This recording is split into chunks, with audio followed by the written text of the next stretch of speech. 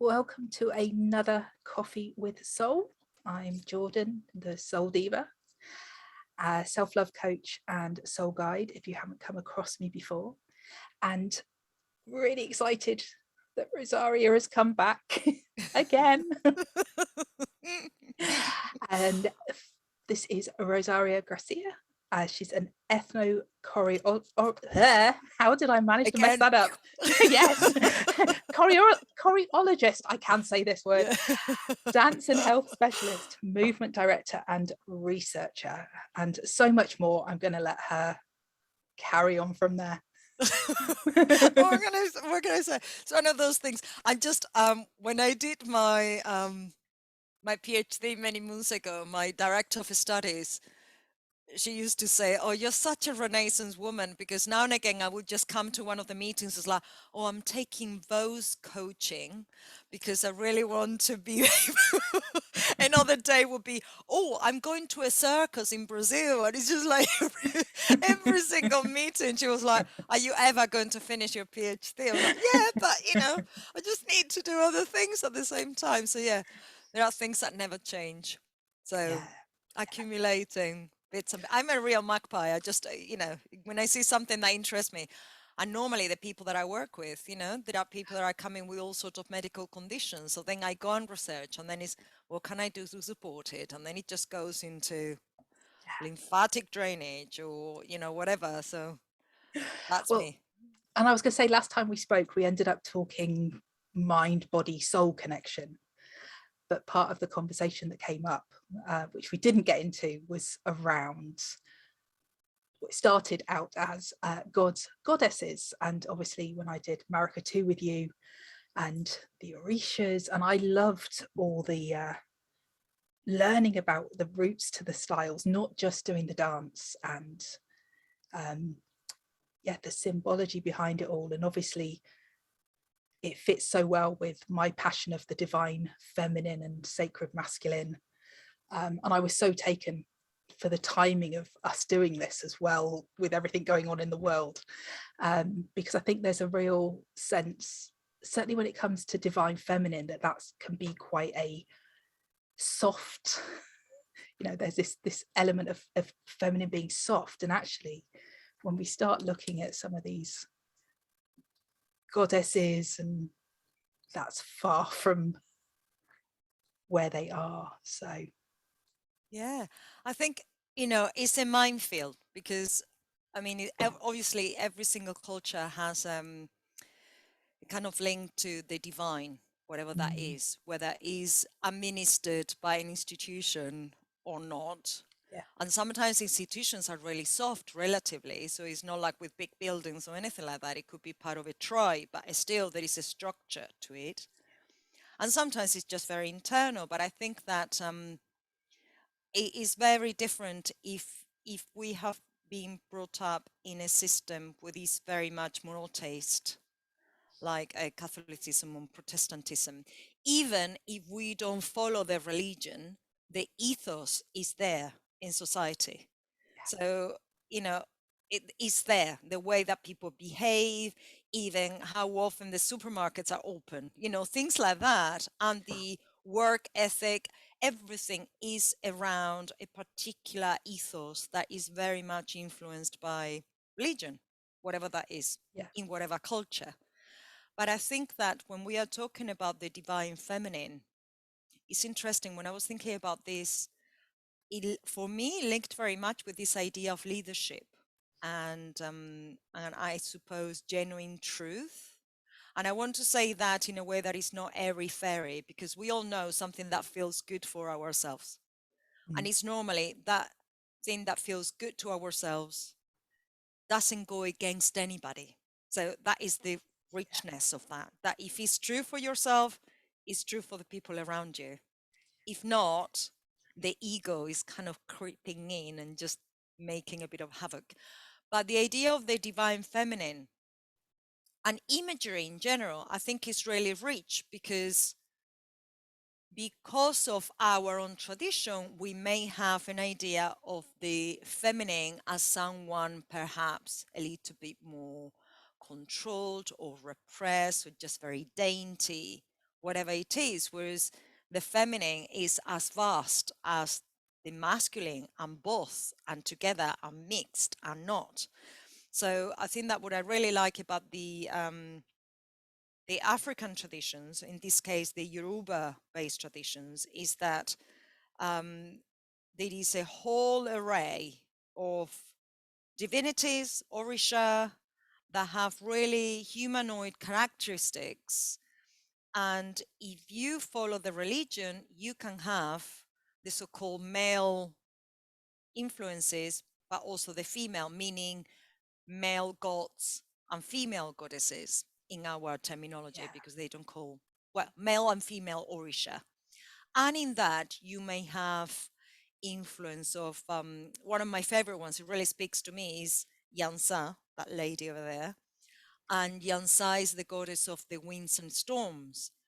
But within that, she kind of represents the whole spectrum. And it's what I say very much tongue in cheek in classes. It could be a breeze, but it could be a tornado. So it's not like one or the other, and it's always changing.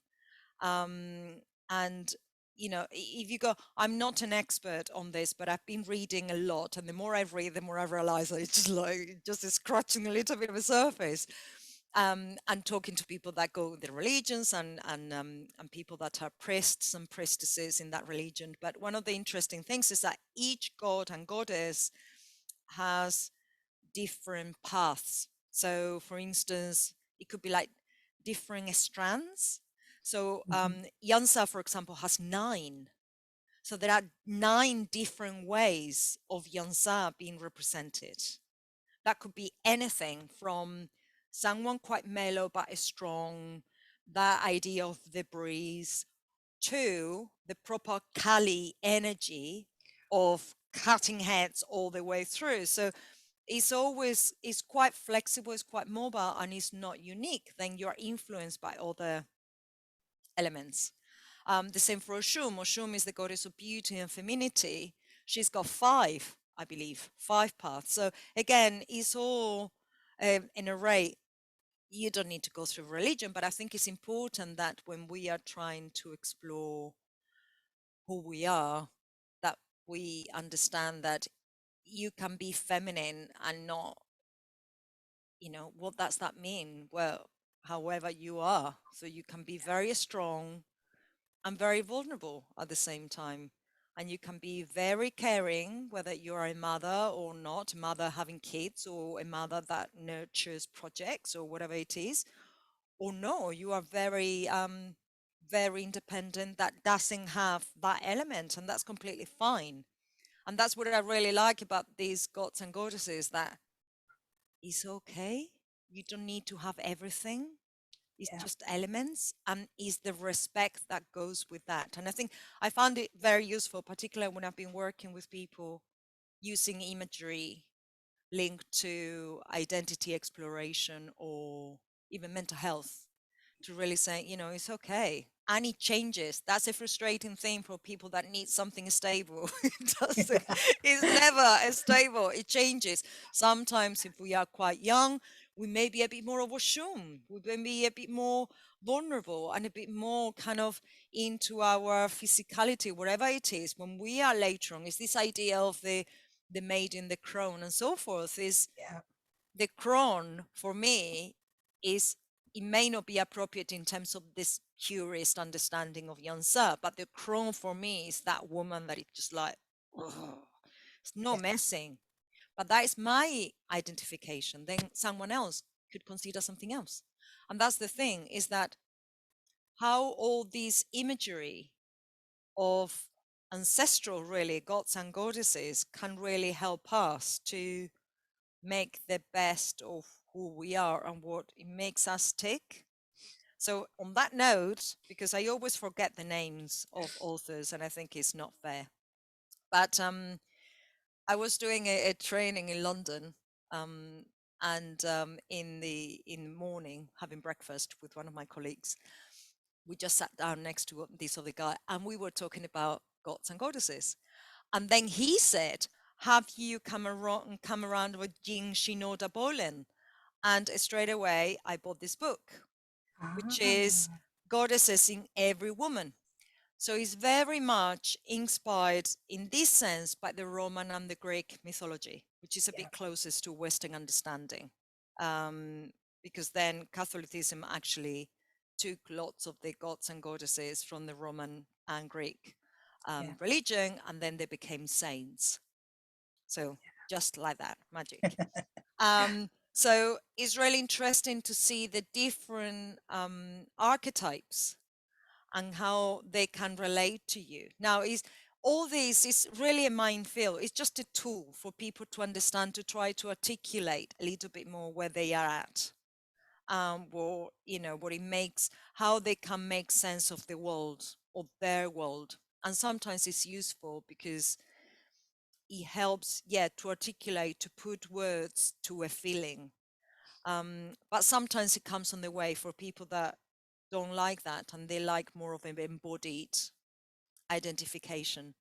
And that's why the dance is useful, because you don't need to communicate, but you can embody a particular feeling that is Absolutely. associated to a particular divinity.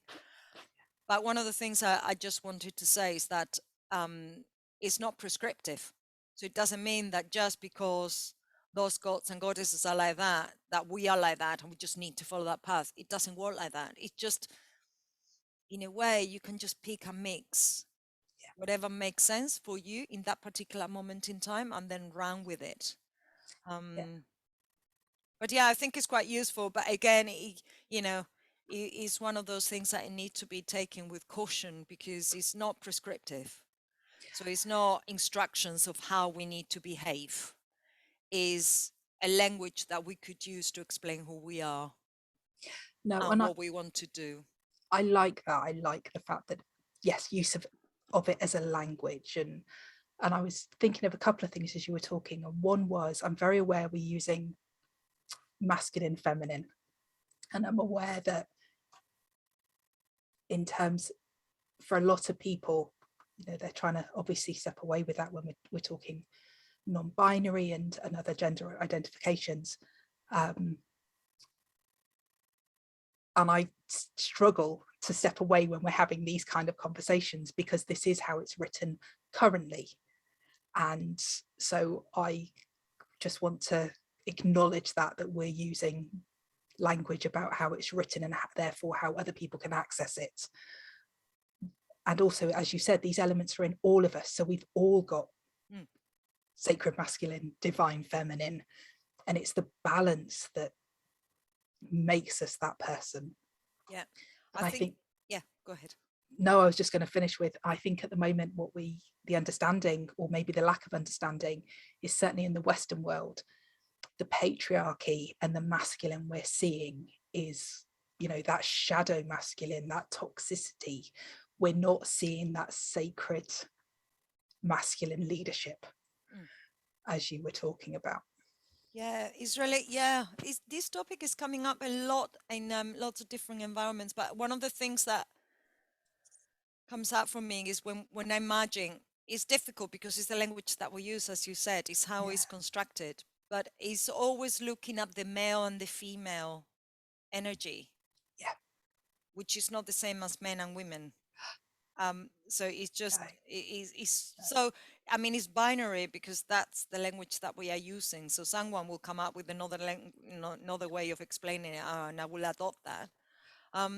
But one of the interesting things sometimes when you see people in groups or relationships, you really get like different energy from different people, and sometimes what it looks like a woman may have a very male driven energy. Then what you see as a man, it could have a very female that identifies himself as a man. Not, if he's gay or any of the denominations, but it has a very female energy, and that is okay. I think it's just because someone, it's funny, isn't it? Because if we feel the female energy, sometimes we say that they are effeminate, but then that comes with a whole array of denominations. But it's something far more subtle than that. It's just the way that they behave. Sometimes it's I don't know, it's just the tone of voice, how they relate to the environment. It just feels more that kind of female. energy. Again, it's not male. Yeah, it's very hard because we are always looking in binaries, but yeah, I hope that something is coming through. But one of the things that over the last few days, I've been talking to someone about, basically this came about because one of my sons is going to training that is martial arts training. And I adore the trainers because they are mostly male, although there are female, all ages, and they have a very quiet leadership. So they are not the extreme of the alpha male, but there is no doubt on who is calling the shots. You know, you cannot mess about with it, but it's a very quiet and very considerate and very compassionate, and there is a lot of room for maneuver. So there is no fear. And it's the feeling is just so nurturing, and everybody grows in confidence. And that is the thing, you know, that is a male, there is a felt energy, but it's really linked with the female. So it's a really nice balance in there, but it really fulfills a purpose. And it's that role of leadership. And we're just thinking about this leadership, that we are very bad at acknowledging and accepting quiet leadership. We all complain about leaders, but then as soon as someone that is a bit quieter comes through, we don't like it. So what is that thing about, you know, and I think that is related to the whole imagery, the whole understanding of what is right and what is not. And this comes, you know, religion is one of the ways that we have to examine that. But yeah, what does that say about this kind of contradiction, that we don't like the strong leaders? It's not necessarily strong, it's that these are a bit more bullshit, a bit more kind of forward. We rebel against it. But then as soon as we have someone quieter, we don't know how to deal with it. And then everybody just all of a sudden just goes pear-shaped. So I just found it, you know, anything to do with dynamics in groups, I found it fascinating. And obviously that can be anything from the household to, you know, international level. Yeah, Well, anyway, I don't know how we got there, but well, no, I think it's really valid. And I was, you know, hearing you say that, it brought to mind some of the managers I've worked for, and certainly female managers, where there's this, if they say yes to those above them,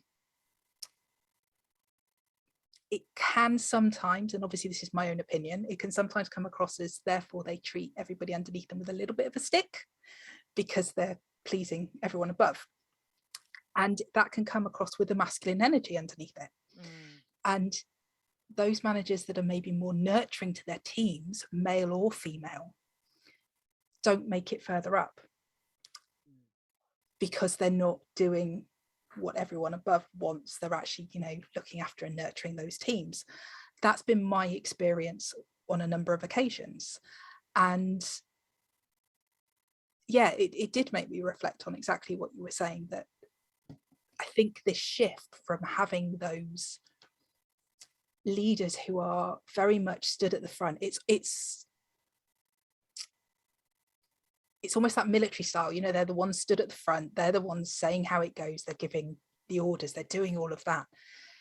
And shifting into something that looks different is going to take time. And yeah, as a culture, we're definitely not ready to maybe do that big leap. We need to kind of maybe step through that.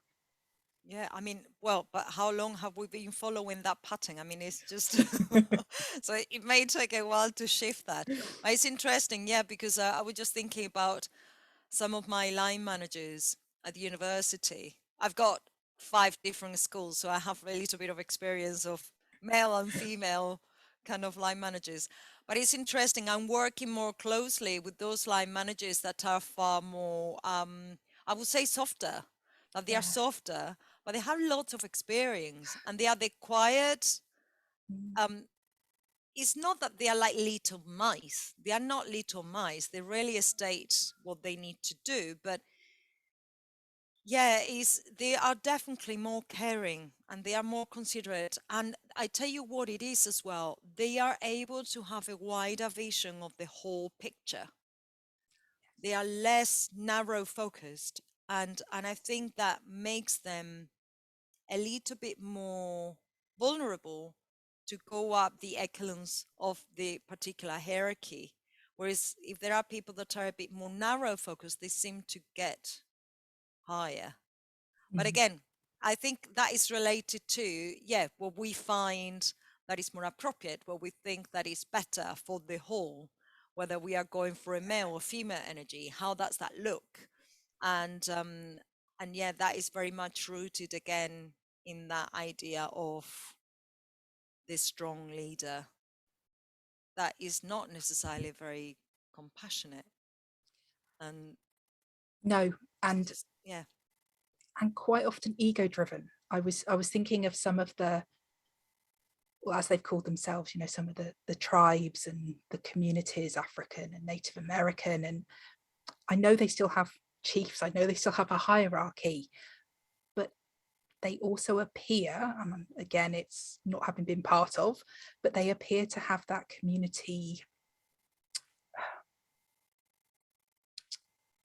driven focus, I guess is the best word. They have that picture, they know what they're working towards, they know what the goals are, and they do that. Whereas I guess, when we're thinking of some of those very masculine leaders who seem to be leading from ego rather than getting everybody together and coming from a place where everyone's on the same page. Yeah, it's really, I was just thinking that it's interesting how it will be even within the West, the different kind of ethos that goes with it. And I was just thinking, Mm. I'm marking at the moment exams, and they are politics. So one of the questions is around ideology, and one of the questions was about conservatism as an ideology, and some of the main tenets of conservatism as ideology, not what the parties do. The parties may adopt elements of it. It's two separate things. But one of the main things is the respect organic change, which is not organic, is the respect of the institutions and actually keeping the institutions because they, I suppose, they provide support to society. But that comes on the back of when conservatism was created, and conservatism was created as a response to the French Revolution. So after looking at what's happening in France, they said, we don't want that here. We are going to create this ideology that is very pragmatic, which by definition in ideology cannot be pragmatic, but that is another topic. So we are very focused on what we are doing. And then one of the things that it was recognized is natural inequality, Yeah. because those are born to be leaders and there are other people that are born to be followers. And another identification is that they recognize that those that are more intelligent need to be the leaders. Now, what it fails to say is that the most intelligent may not become or may not be part of that economic elite. So they don't mean that. They mean that those that are born in a particular class are going to be the elite. And they are masking it with something else. And another thing is limited government, but that is known because of they focus on the economy and leave it everything to the economy to rule whatever it is. But I think that idea of natural inequality is really powerful because it kind of trickles through for generations about the acceptance of this is not my place, this is not what I'm doing. And that could be class, it could be race, it could be gender, it could be age, it could be anything. And it has been really powerful and it's still there. So then if we are in a work environment, if we are in a school environment, wherever it is, there is still the recognition of, I don't really deserve to be there for some reason, that it has been really embedded in, and some people that, if we are looking at economic terms, there are really rich people that are completely a waste of a space, as there are really poor people that are true leaders and true community leaders. So there is something there that is amiss. There is not quite understanding of what is happening. But I think that understanding of recognition of natural inequality is something really strong in most Western cultures, actually. That some people deserve something and some people don't, and who takes that decision.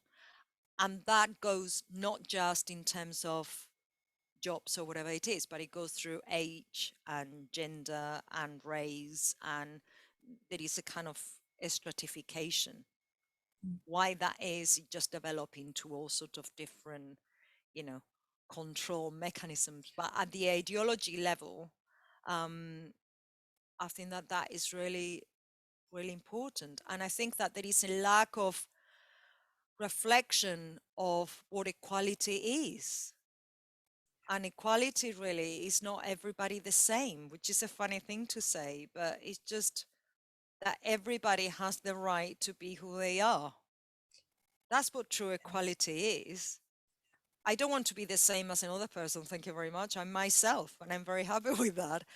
But I really would like to have the tools, the opportunities, and the ability to fulfill who I am and all my skills.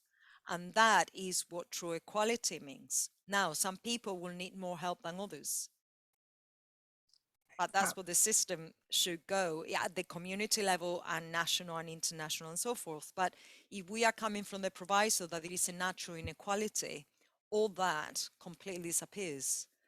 And there is no truly, engagement into solving that issue. And that kind of translates into all sorts of different conflicts at all levels. Well, I was thinking when you were talking about intelligence as well, and having that who defines the intelligence. And we know how obviously education systems are set up and how they define intelligence, and we know why so many children struggle, because their intelligence, or actually let's replace that with strengths, their strengths are not mathematical or scientific. They might be great artists, great performers. Their skills lie somewhere else. And I think this comes back to that intelligence and leadership. And actually we almost kind of coming full circle to that original conversations about what are those characteristics. Is it getting a first? And thinking of the UK and our current system, is it getting a first, Oxford, Cambridge, coming through that system? Or actually, is it more the emotional intelligence, as you were saying, about those community leaders who can work so amazingly well with their communities? And for many of them, it's the experience of that lived experience that gives them their intelligence. But then they come with this slightly softer side. They come with this nurturing side. They come with the compassion. They come with wanting to bring everyone with them. And actually, where does that sit in the system? Yeah. Well, and the other thing is, in addition to that, is the recognition. I always use the approach of the filmmaking kind of a strategy. So if you're making a film, everybody's important. Yeah. If you don't have cleaners cleaning the set, you cannot film, because it will be a mess and it will show through. So every single person has a role. Now, that role needs to be respected. That's the difference. Because all these conversations about, oh, if that job is not good enough, get another one. No, that job is good, but you need to treat people properly. I met someone yesterday, and Lovely man. I met him in one of the care homes where I do some of the dementia's work. And he was, I mean, you could see that he really likes caring for people. And I hadn't seen him for a while. And yesterday I saw him, he's working at a restaurant.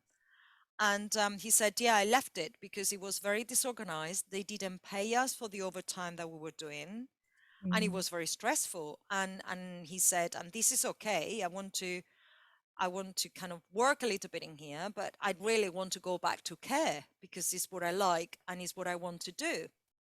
However, you need to recognize that work. That work is not for everybody. It's not for everybody. yeah. And you can put any multi-millionaire, sorry, in any of those homes. Some of them may be good because that's how they are inclined. The majority, my guess, is that they are completely useless. However, that job is very, very necessary. Mm, So everybody needs to be respected. What happened during the pandemic? Who were the people that were keeping the country afloat? You know, absolutely. is the cleaners, the nurses that are not very well paid, the doctors, I mean, the wear of experience, the teachers, the people at the supermarkets, the lorry Yeah, drivers, I mean, the other people that are taking along everything. Who are the people that are worse treated? The same lot. yeah. In what, I mean, it just doesn't make sense. So then what happened? We have an educational system that trains people to become clones and to respond to jobs that are already in place. They are not training, it's not there to really develop the skills of people so they are resilient emotionally, resilient professionally, resilient in terms of using the critical thinking. No, they are not. So every single person is trained to fulfill a prescribed job in society. You've got the people that are going to the best universities, very good resources, but the majority are going to be trained to fulfill a certain role in society. It's part of Mm, indoctrination. Exactly the same with different people in different universities. It's how it's seen in the curriculum, how it's seen in the schools. So, you know, there is a space for this, but a major change needs to happen because otherwise, you know, that it's what it really gets me is that there is a waste of resources, of knowledge, of skills if you are trying to put everybody that is rounded through a square mold. It's just it doesn't make any sense. So we could develop so much in all areas where you really maximize and support people to develop who they are. And I suppose that one of the arguments would be like, yeah, but if people are paid properly, they wouldn't want to do care work. Well, this guy that I met yesterday would, because that's what he wants to do. and I think that's when we're talking those kind of roles. I mean, obviously my background is social care, Yeah. and no, like everyone's there because they want to do it, they want to make a difference, they're not in it for the money. um Definitely not. They're not in it for, praise. Most of them aren't in it to even go up the management scale, because the minute you start doing that, you're stepping away from the face-to-face work and the hands-on. And as you said, during the pandemic, it wasn't just the nurses and the doctors, the cleaners, I mean, really came into their own, and supermarket workers and everybody. And it's recognizing that and allowing that and giving those roles the respect. I think I was thinking of when I went on holiday, there was obviously myself from social care and someone else who had been a teacher and someone else who had been a care inspector. And I sat at lunch with one of the other guys, and he was said, oh, I just drive the food carts that take the food to the airplanes. I was like, oh my goodness, how important are you? Because I would be so grouchy if I didn't get my food on a 10-hour flight. Yeah. And it was the fact he started with the word just, Yeah. because to him, he was surrounded by other people who, for all intents and purposes, were considered professional Mm. due to qualifications. And it was like, no, you have your place. The fact that you do your role, or somebody does that role, is why, I mean, we were over in America, we'd all flown. Yeah. The reason we were all fed on the plane. Yeah. Yeah. And And it's, yeah. no, I was just thinking it also brings back to that is instead of just testing the academics, which is what we consider intelligence, it comes back to those masculine, feminine qualities, and actually working with children and young people on where are their qualities, what qualities do they naturally have, where are their natural strengths, rather than the intelligence. Yes, you know, the one I always use, my dad's a professor, you know, he's a mechanical engineer, very mathematic, very scientific, not how my brain works at all, and definitely not my strength. Which is fine, we both have our places in the world and we both have our roles to do, but I just reflect on myself and think how different, that's a better word, how different school experience and educational experience would have been when I was younger, if it had been done on the strengths rather than the academics. Yeah, and completely. And the stresses that come up for young people, I mean, all those young people we see in A&E, and actually they all had these amazing strengths, these amazing characteristics, every single one of them. And it's just, when you were talking, I was thinking about two things. Is one, how many children and young people are diagnosed now with lots of different conditions? Yeah. But I think it's just the stress they are under, because of the external circumstances and the lack of recognition of where their strengths are. So, you know, the more they are pushed, the more they are going to react, because they don't have the skills to navigate. Right. They may have the skills to mask it, which is a main issue, really, particularly with anybody, well, anybody in general, but particularly for those that are considered in the autism spectrum, that are very good at masking and very good at responding and knowing what people want them to say. So they just say it. But that doesn't solve the issue, because they don't get to learn, they don't get to develop how they should. They are just saying, I'm telling you what you want to hear, so then you can leave me alone, basically. Yeah. And the more clever they are, the more apt they are going to be at masking it. So that is another wasted skill in there. But also, I was just thinking that it's not just children and young people, but it's this kind of mismatch of not ethical, but ethos that is with us, and how much that affects to everybody. And this is, again, this is one book that I didn't remember to bring down, but I just explore. There's always one. It's a book called Cure, and is an American doctor who is also a psychologist, I believe, and who is also has a PhD on divine studies. So he's talking about how to deal with health, and basically it's how to deal with prevention, really. So we don't get to, you know, a point that is a no comeback. And again, this is always said, and he's very clear at what he says, this is nothing to do with not adopting medicine, because medicine is important, but not going to medicine just as a tap, or I need a tablet for this, or I need a tablet for that. Sometimes we can resort to other mechanisms. And he talks about different things. He talks about, you know, the importance of nutrition. It's like a little bit like a Maslow hierarchy of needs, but it would be like, it's not a hierarchy. It's like more like different things that we can do along the spectrum. So one is health, is nutrition. The other one is movement. The other one, I don't remember the third one, but the fourth one was identity. And identity, he refers to mindset. And he refers, again, we are going back in full circle, is this idea of who we are. And one of the cases that he puts forward is this woman. She was an American woman, and she was in a very loving environment, and very conventional. She was a mother and had lots of kids, and she was in the house, and she was really kind of, in a way, responding. She must have been about 60, I think he mentioned. So in very particular time, and she knew the role that she needed to play. However, she was diagnosed with cancer.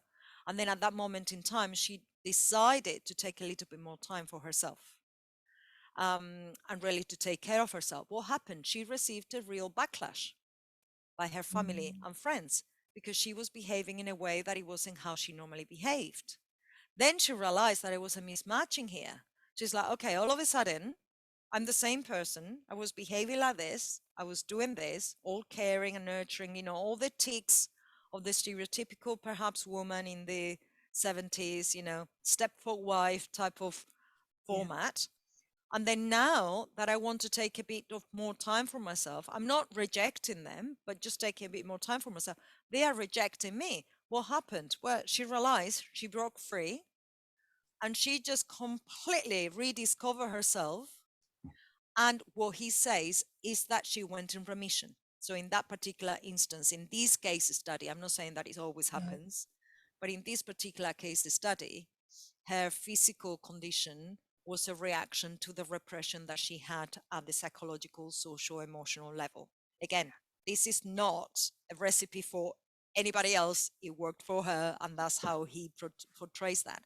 But I think that for me is important in the context of what we were talking about the role of the feminine. It's not the feminine, it's who we are. So she was trained to behave in a particular way that was very much against her. Now, her body, in a way, didn't like that. And it came up. And, she decided that she was going to change it, and it worked for her. In other circumstances, like he says, is that sometimes, people are eating the right things, they have the right mindset and all that, and they become ill, and unfortunately they die. And so the thing is, sometimes that's what happens because we get to the end of our path. It's not that it's going to cure everybody. I don't want to say that this is what happens if you if you are like this, do this. No, it's not that. But it is the importance of, in some circumstances, how not following your natural instinct, sometimes it can have adverse effects, not just for you, but for the people around you.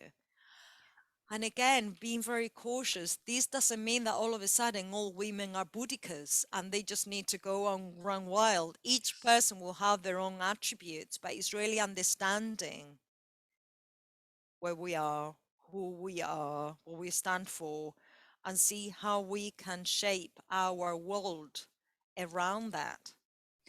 Taking care of the people that are around us too. So, and it's a continuous conversation, and sometimes, it's this thing of managing the expectations that other people have about ourselves. It's like, no, sorry, that's not me.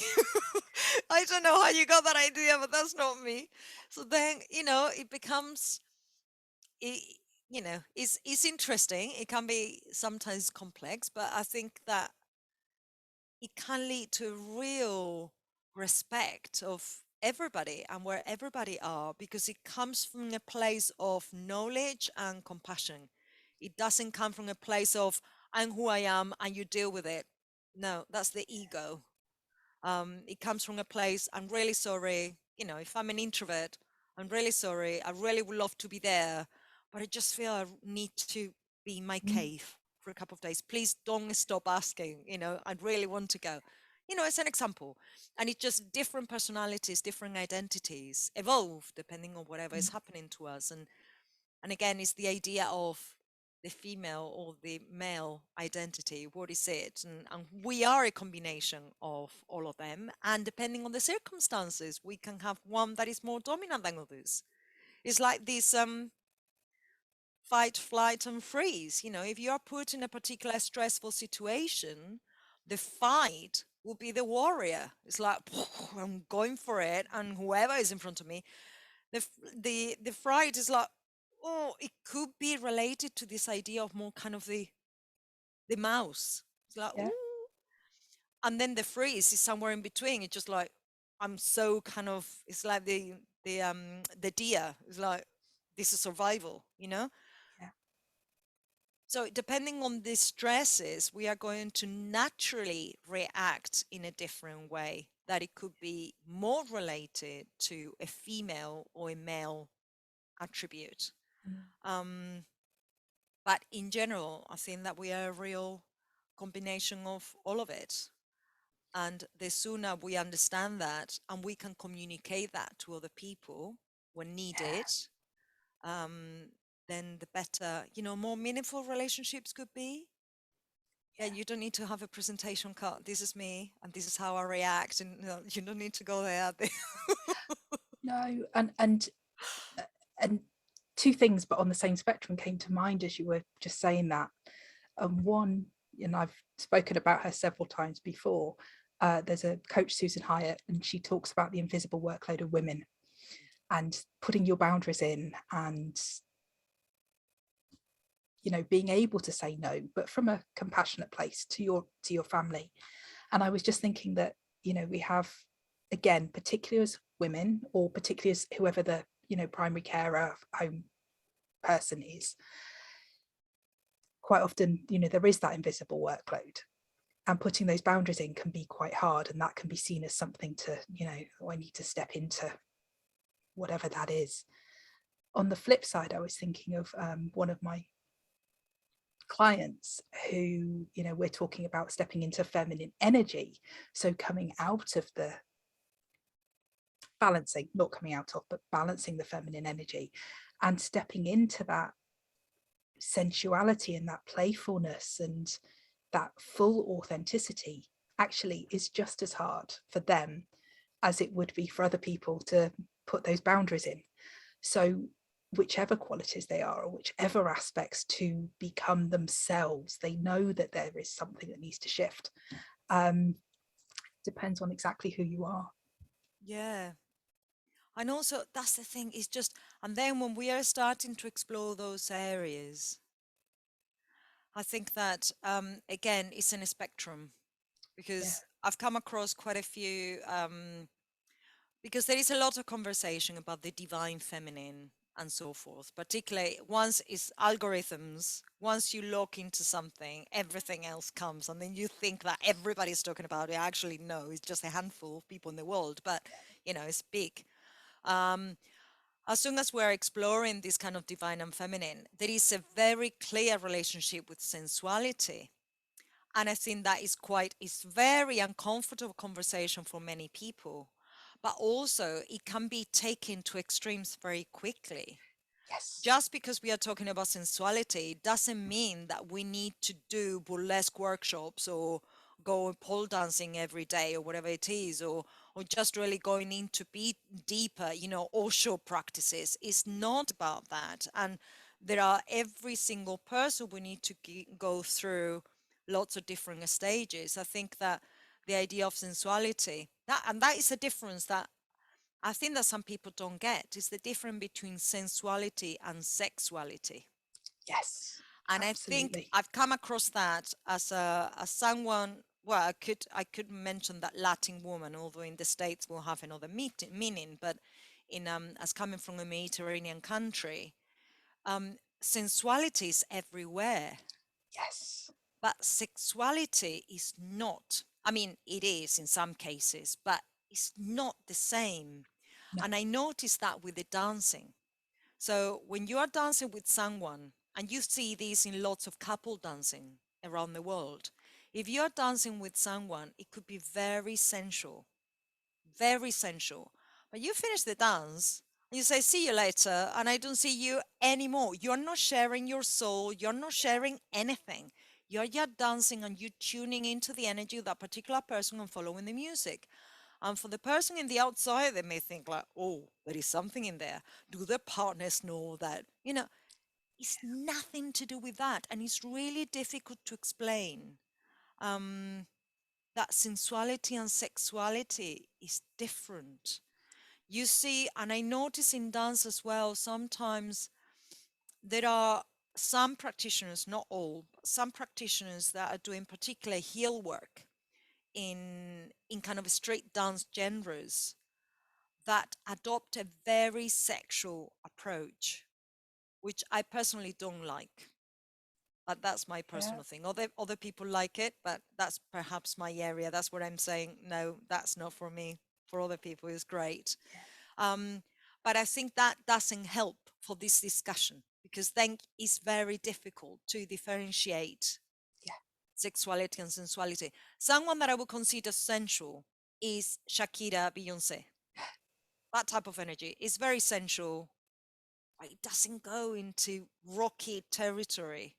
Whereas Madonna is sexual. Absolutely. 100%, and then you see that. And if you see those kind of conversations when people need to step into different areas, they can see that exploring their sensuality doesn't mean that they need to become Madonna or beyond. It's not that. It's just finding their own way. And I think it's a conversation that is difficult to have, but it's difficult to experience. And I know it, from where I stand, is from the dance point of view. I can really see people that are not comfortable in their bodies in one way or another.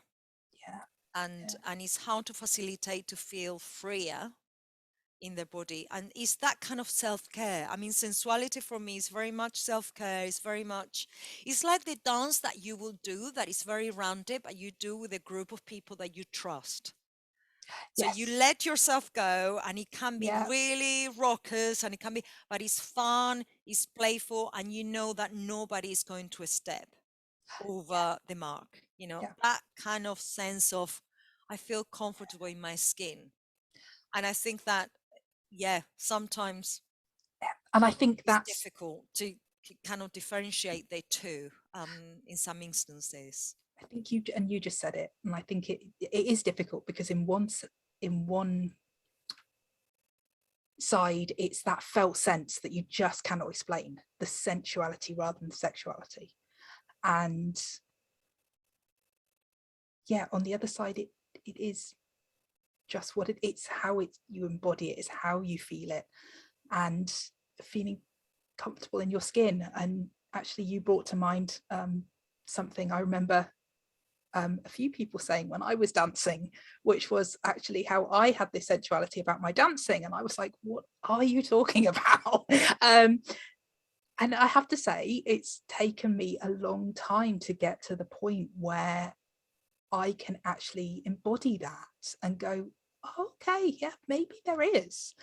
And you're right, it was never about anything sexual, shaking anything that shouldn't have been, it was just dancing. And but what other people were seeing, and I think that included you, what I was feeling didn't connect. And it's taken me time to actually do that connection and kind of go, oh, this is how it feels like when I dance. This is what makes me feel. And it's more than feeling good. And that's where I get to the felt sense. It's that next layer. It's that, this is my best self. I feel amazing when I dance like this and I move like this, or whatever it is. And that's the bit that can't quite be explained and can't be taught, and it's just there. But isn't that interesting that your body could kind of say that before you could? Yes. That is just, if you let it go, if you're relaxed and you're tuning into the music or whatever it is, you can just really let yourself go in that sense. But it just really, but again, I think it's really interesting as well, the reactions that we get from people.